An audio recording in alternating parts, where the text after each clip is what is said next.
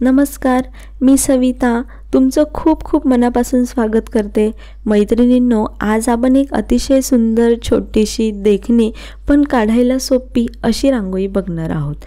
पण तुम्हाला माहिती आहे का, आज माझ्या मनात ना एक वेगळाच विचार आला। आपण नुसती रांगोळीच काढण्यापेक्षा थोड्याशा गप्पा मारूयात का? चला तर मग गप्पांसाठी सुरुवात करूया।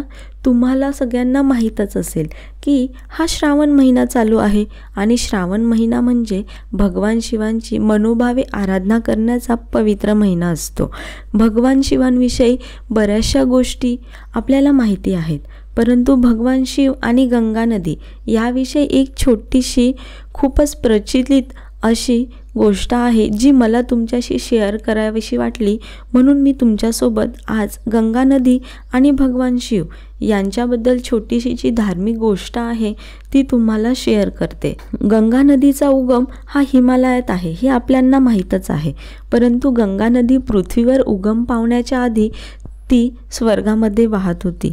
गंगा नदीला पृथ्वीवर आणण्यासाठी राजा भागीरथ यांनी खूप तपस्या केली, परंतु गंगा नदी ही प्रचंड ताकदवर होती।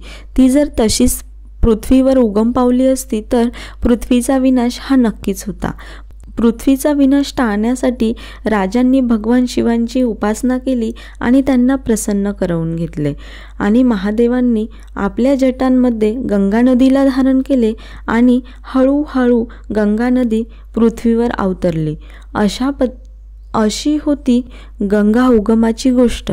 तुम्हाला कशी वाटली मला नक्कीच कमेंट करून सांगा। व्हिडिओतली रांगोळी तुम्हाला कशी वाटली आणि गोष्टही कशी वाटली ते मला नक्की कमेंट करून कळवा।